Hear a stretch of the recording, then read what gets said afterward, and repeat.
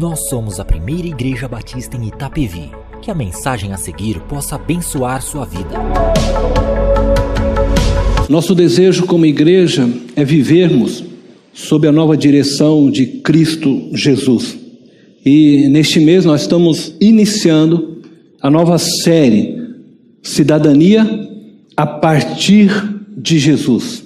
Hoje, 7 de outubro de 2018, estamos fazendo história em nosso país. E você faz parte daqueles que estão escrevendo esta história. Todo brasileiro maior de 16 anos foi à urna para depositar o seu voto. Agora não mais depositar, na verdade, né? Mas há o voto eletrônico. E ao irmos às urnas para votar, nós estamos exercendo a nossa cidadania. E é inspirados por este momento histórico que nós iniciaremos nossa série com o tema A Política Espiritualmente Correta. Para caminharmos dentro deste tema, eu quero iniciar com vocês levando-os a compreender primeiramente o que é política. O termo política é derivado do grego politeia, que indicava todos os procedimentos relativos a polis. Polis, no grego, cidade. Um político era aquele que buscava fazer uma boa gestão da cidade ou da sociedade. Portanto, política é a ciência de administrar bem a cidade ou o Estado. É o exercício de compatibilizar os interesses todos.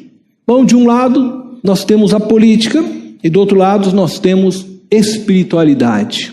Então vamos tentar também compreender o que é espiritualidade. A espiritualidade é algo que está acima da experiência religiosa. É a propensão humana a buscar significado para a vida por meio de conceitos que transcendem o tangível, aquilo que nós podemos tocar. Uma busca de sentido e conexão com algo maior que si próprio. De uma maneira simples, é a busca do homem por Deus. E hoje, ao falarmos da espiritualidade, partiremos do conceito cristão, isto é, de pessoas que se dizem discípulos de Cristo, seguidores de Cristo. E ao partir do cristianismo, nós vamos entender a espiritualidade, então, sustentada pela ética do reino de Deus, tendo Jesus como Rei e Senhor deste reino. E preciso então também informá-los a respeito da posição política do Brasil quanto à espiritualidade. O catolicismo foi a religião do Estado até a Constituição Republicana de 1891. A partir dessa Constituição, desta data, foi instituído o Estado laico. Então, atualmente, o Brasil é um Estado laico. Isso significa que não existe uma religião oficial no Estado. E a consciência, então, religiosa é de fórum íntimo. Cada um serve ao Deus que quiser. Entretanto, nós, cristãos, sabemos que existe apenas um Deus. O Deus de Abraão, de Isaac e Jacó. O Deus que se fez homem na pessoa de Jesus Cristo. E antes que eu continue essa palavra, eu quero convidá-los agora a uma oração. Já entendemos o que é política, já entendemos o que é espiritualidade, já entendemos a posição do nosso país diante a espiritualidade, onde todos são livres para adorarem ao Deus que assim quiserem. E eu quero orar com vocês agora, para que Deus nos dê graça na continuidade dessa mensagem, para que possamos compreender aquilo que Deus realmente quer falar conosco nesta noite.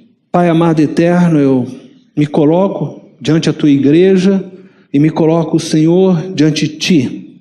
Minha oração, Deus, é que meus lábios possam pronunciar somente aquilo que vem do Teu coração, Pai.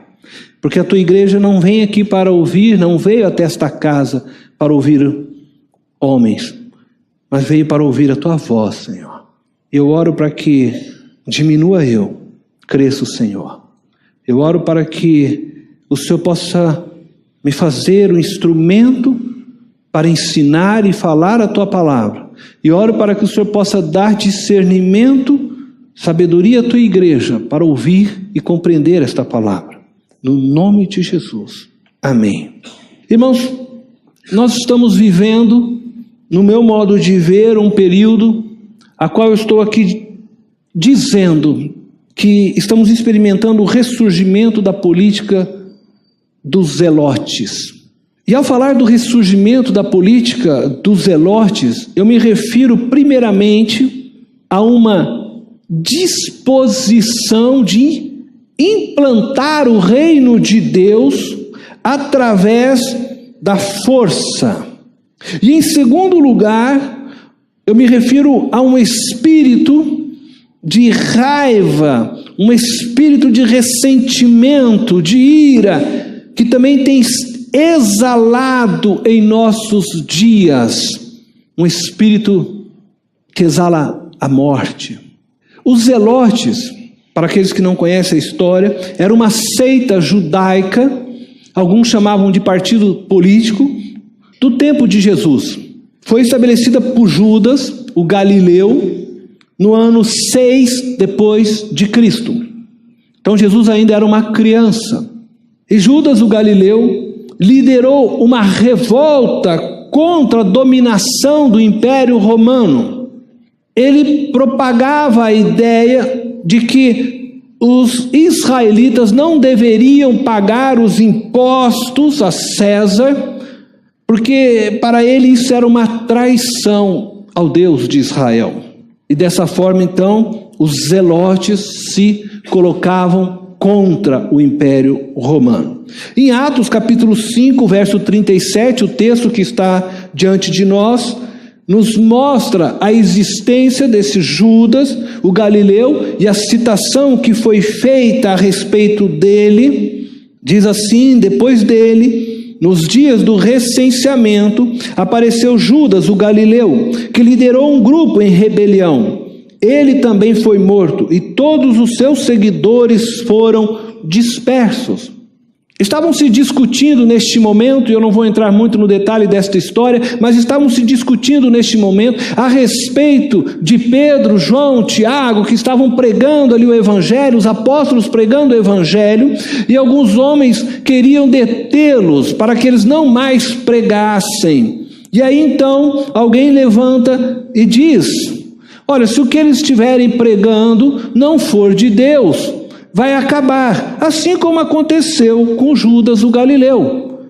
Esse era o acontecimento do entorno. Os zelotes acreditavam na luta armada contra os romanos e esperavam então o Messias que guerreasse ao lado deles, derrotando desta forma o Império Romano. Então eles esperavam e aguardavam um Messias guerreiro. Muitos historiadores afirmam que Judas Iscariotes pertencia a esta seita ou este partido, como você queira chamar. E Judas Iscariote, então, no entendimento deles, veio atrair Jesus porque ele queria colocar o Messias de frente com o Império Romano, para que o Messias pudesse então agora confrontar o Império Romano e chamar o povo para derrotar o Império Romano.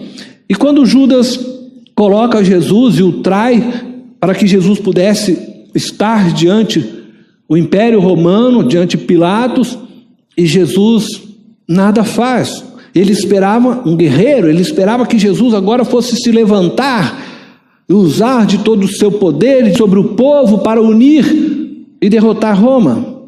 Entretanto, Jesus, como cordeiro mudo, foi abatido.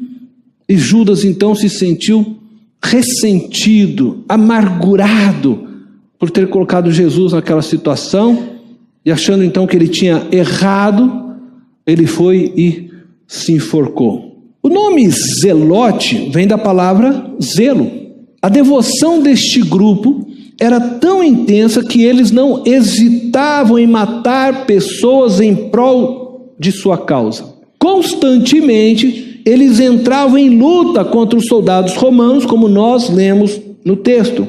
Eles queriam impor sua ideologia, seus valores, a sua crença, seu governo, e tentavam trazer a figura do Messias para o lado deles, a fim de vender as suas ideias.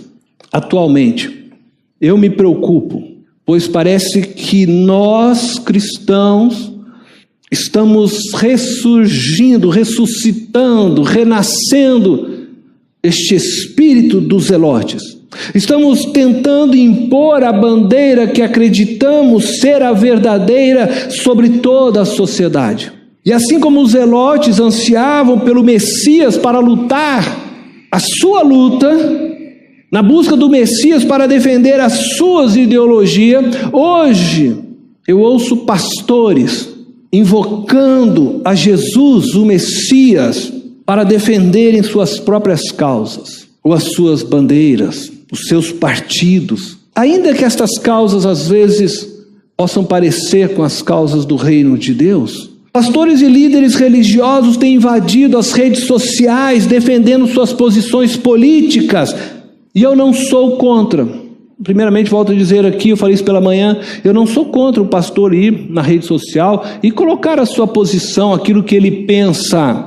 Mas eu tenho visto uma atitude carregada de raiva, de ira, de rancor contra aqueles que se posicionam contrários à sua ideologia ou ao seu partido. E não é só uma atitude de pastores, padres, líderes, mas também tenho visto irmãos, membros, amigos próximos se degradando nas redes sociais por ideologias de homens, por partidos de homens. E por isso eu estou dizendo que, aos meus olhos, eu estou vendo um ressurgimento da política dos zelotes, e cada grupo desse traz para si a figura do Messias, usando o nome de Jesus para defender a sua bandeira. E me preocupo muito, porque os zelotes, no fervor, no zelo de tentar buscar liberdade, no zelo de tentar afirmar suas ideologias, partiram para a violência.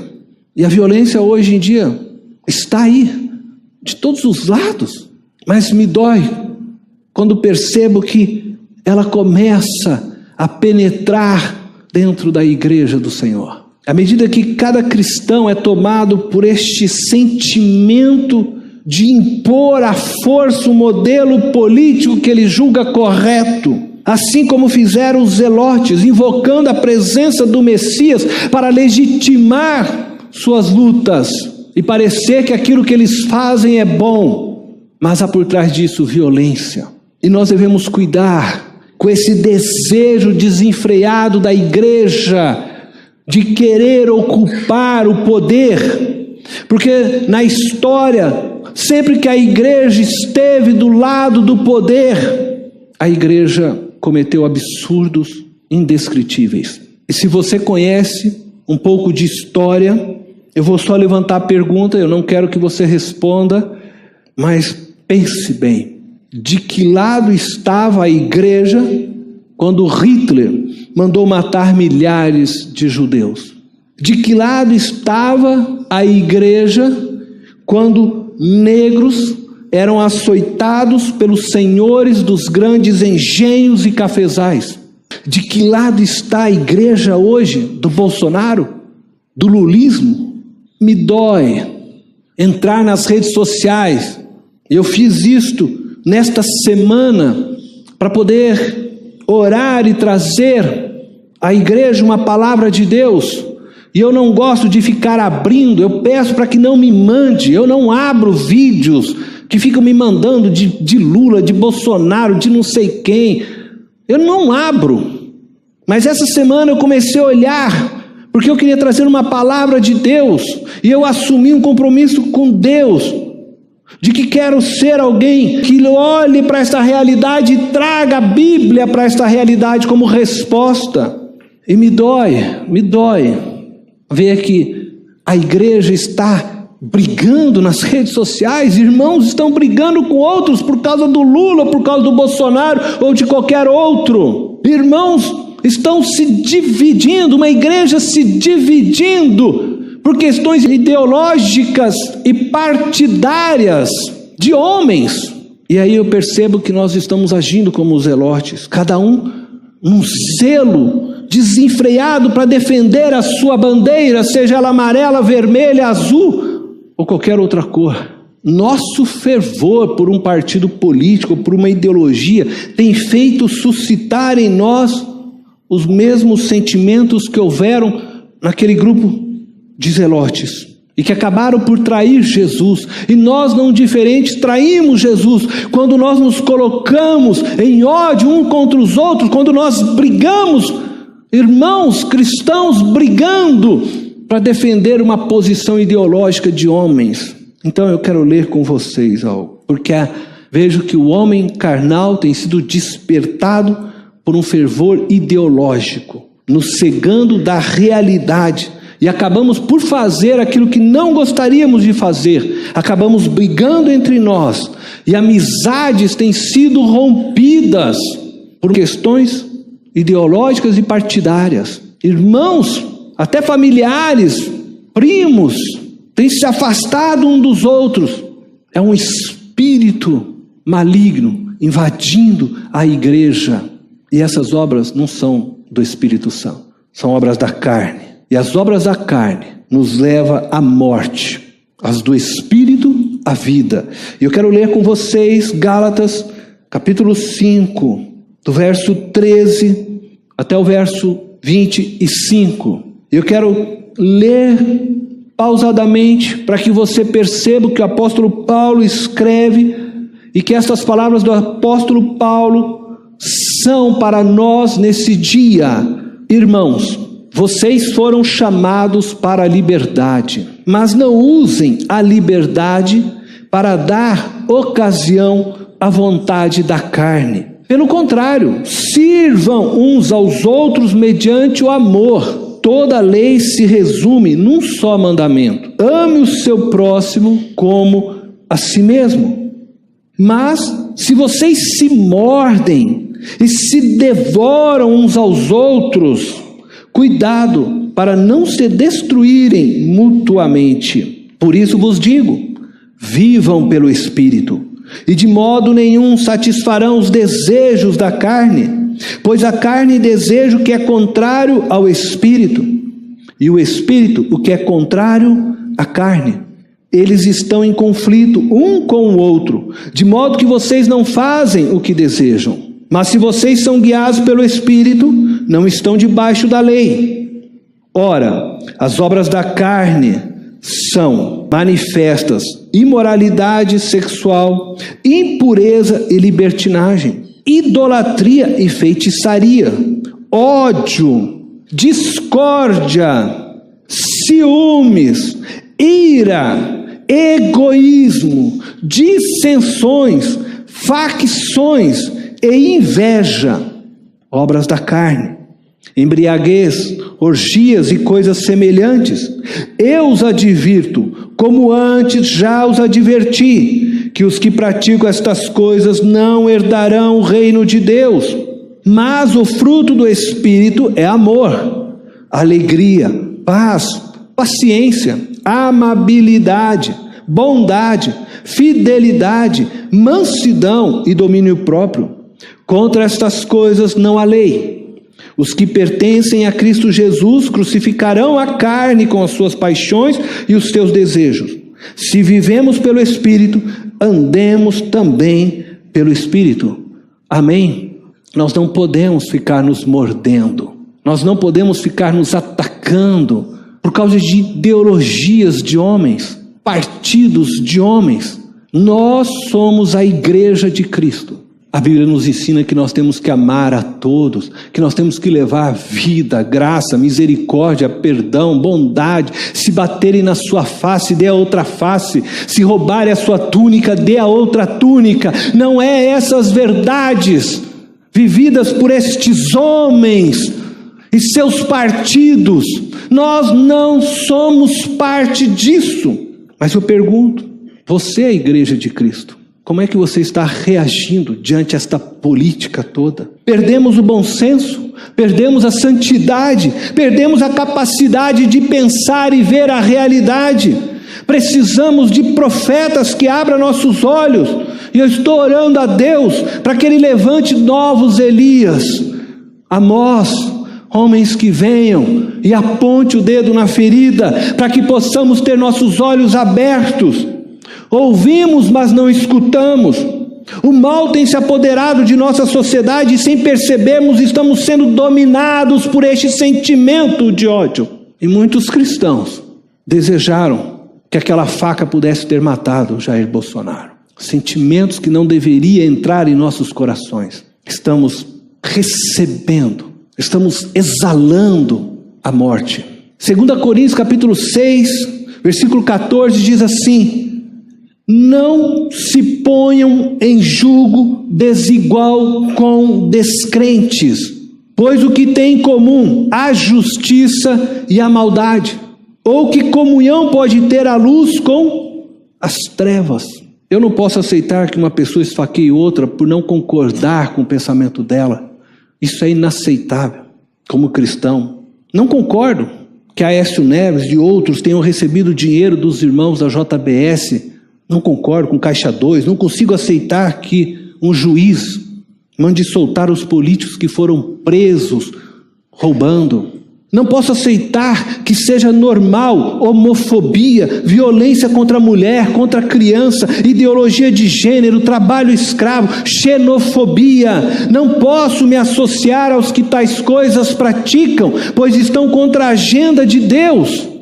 Devo amar a estas pessoas, porque não sabem o que fazem, não conhecem a Cristo, mas não posso me associar às suas práticas. Vivemos em meio a uma corrupção generalizada e ficamos defendendo com fervor partidos e homens com suas ideologias que não têm compromisso algum com a agenda de Deus, como se eles fossem bons, e me parece que alguns até pensam que eles são os Messias, que eles vão salvar o mundo. O que faria Jesus?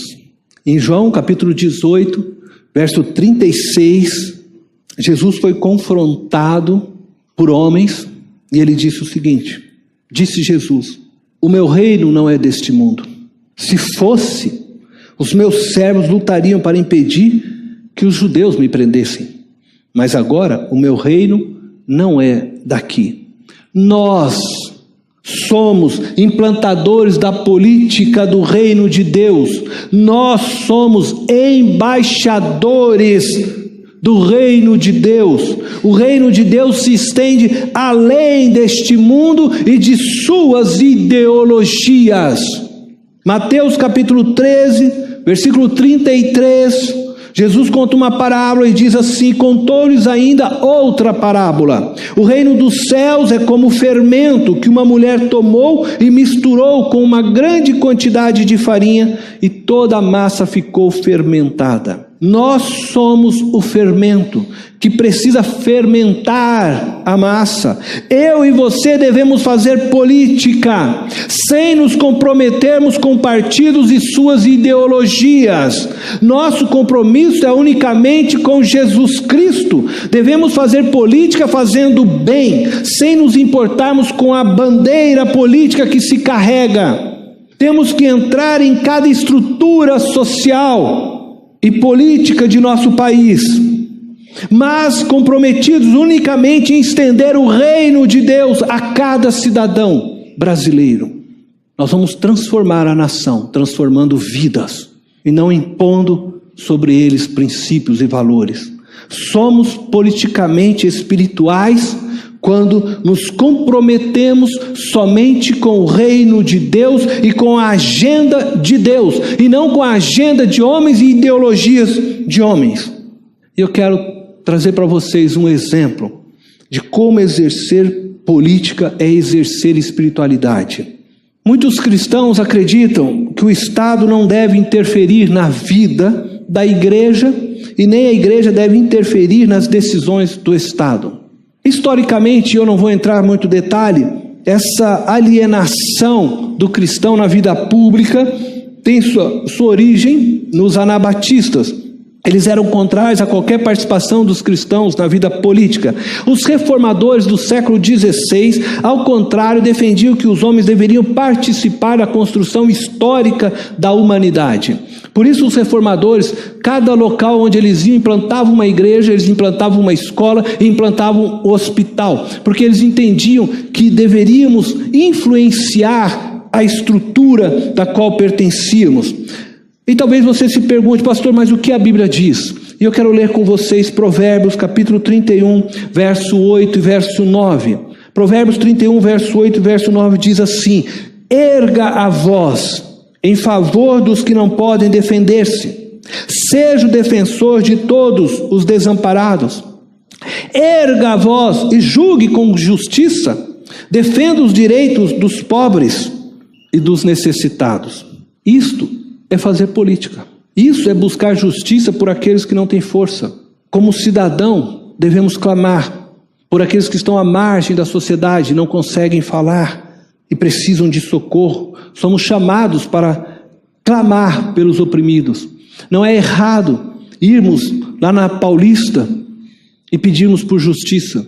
Não é errado levantar uma bandeira de justiça e paz, mas é errado quando eu começo a querer impor sobre as pessoas aquilo que eu creio ser a verdade.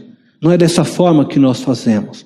Nós anunciamos, nós clamamos, nós abraçamos, nós falamos a verdade, mas nós não vamos impor às pessoas aquilo que queremos.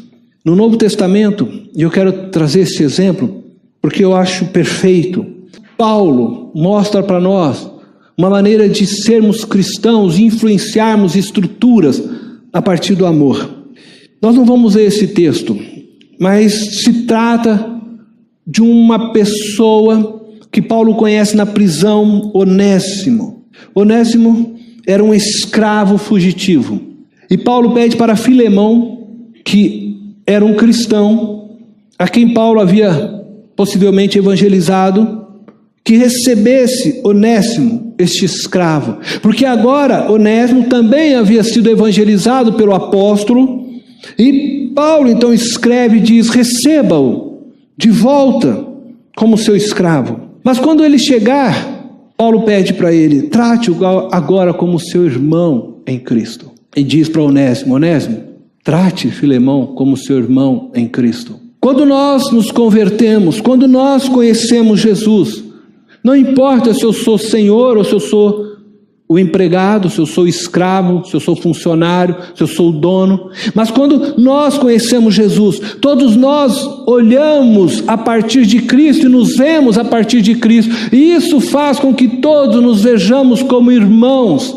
Mas isso não tira de mim a responsabilidade do meu trabalho para com aquele a quem eu estou prestando o serviço. E não tira do patrão a responsabilidade de ser justo para aquele que lhe presta o trabalho, aquele que é o seu empregado. E é isso que Paulo está pedindo: Filemão, receba Onésimo, seu escravo, mas trate-o agora como irmão, não mais como um escravo.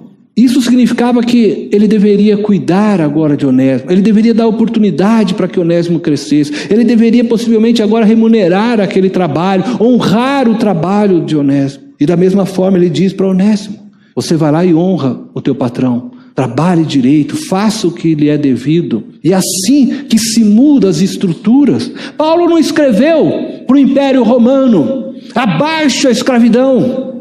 Paulo não começou a gritar para todos os lados: vamos fazer aqui agora, né, uma rebelião. Mas ele começa uma rebelião silenciosa, onde cristãos vão se encontrando e vão aprendendo a amar e respeitar e ver o outro como ser humano amado por Deus. Esse é um ótimo modelo do cristianismo penetrando nas estruturas sociais e provocando mudança. Portanto, política e espiritualidade não são contraditórias. E como cristão, todas as minhas ações e falas devem manifestar a glória de Deus. Não separo cidadania da vida espiritual. Ao exercer minha cidadania, eu a faço como um ato de espiritualidade. porque toda a minha vida pertence ao Senhor e tudo que eu faço é para a glória do Senhor. Sou cidadão do reino de Deus, vivendo no reino dos homens, com o fim de influenciar o reino dos homens com os valores do reino de Deus. Aquilo que Deus o chamou. Ame as pessoas que estão ao seu redor, trabalhe com honestidade, com integridade, seja diferente das demais pessoas, seja honesto em todas as coisas, seja íntegro, reto, puro, transforme a partir de você. Feche os seus olhos. Pai eterno e poderoso, nós clamamos ao Senhor a tua bênção nesta noite. Nós pedimos que nos ajude a ser melhores do que temos sido. Nos ajude, Deus, a influenciarmos nossos amigos e familiares, colegas de trabalho, com amor, com graça, com bondade. Fazer com que os princípios do teu reino, eles possa penetrando nas estruturas sociais, nas vidas das pessoas através de nós, de todos aqueles que estiveram ao nosso alcance, que eu e que cada um que aqui está nesta noite, possa ser este canal do Senhor para fazer a diferença. Nós queremos ser um agente do Senhor, o fermento para levedar a massa, para transformar o mundo que está ao nosso alcance. Nós queremos ser sal, nós queremos ser luz. Ajuda-nos, ó Deus. Não nos deixa nos perdermos, não nos deixa sermos tomados por este sentimento de ira e raiva que está sendo semeado fora, Senhor, dessas paredes. Ajuda-nos a sair daqui e sermos igreja lá fora, Senhor. Igreja verdadeira, igreja que não se corrompe, igreja que não se vende, igreja que não se mistura com a desonestidade, igreja que é santa, Senhor, que não faz jeitinho brasileiro e coisas parecidas. Em nome de Jesus. Amém. Esta foi mais uma mensagem especial da Primeira Igreja Batista em Itapevi. Que Deus te abençoe.